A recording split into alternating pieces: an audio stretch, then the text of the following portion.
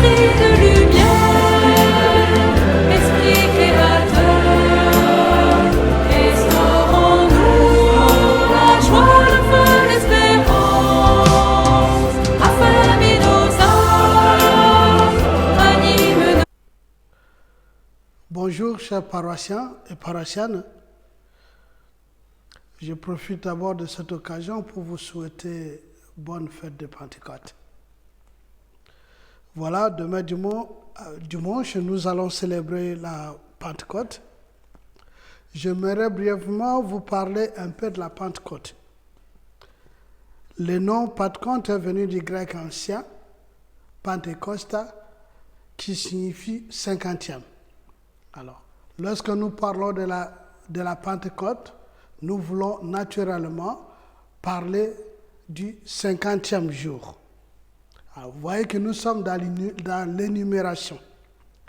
C'est le 50e jour après la résurrection de notre Seigneur Jésus-Christ, après les événements qui se sont déroulés à Jérusalem. La mort de Jésus, sa résurrection, l'ascension du Seigneur. Voilà.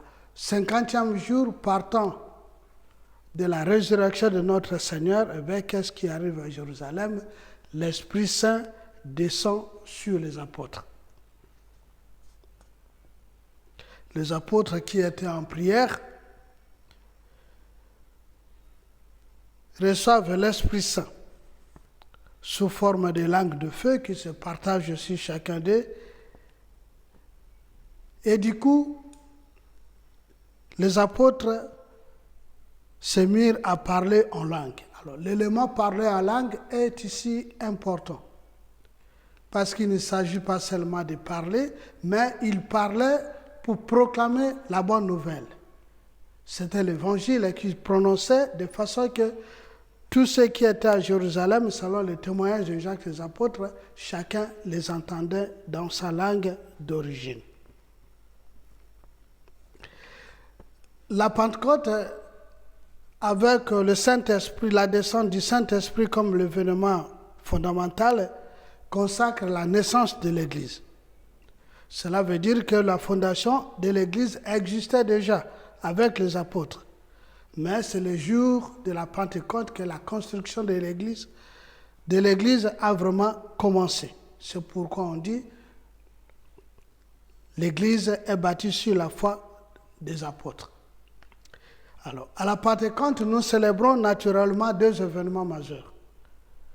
Ces deux événements majeurs sont le don de l'Esprit Saint, qui est l'accomplissement de la parole de Jésus, qui a dit à ses apôtres, je ne vous laisse pas seul, je vous enverrai un paraclet.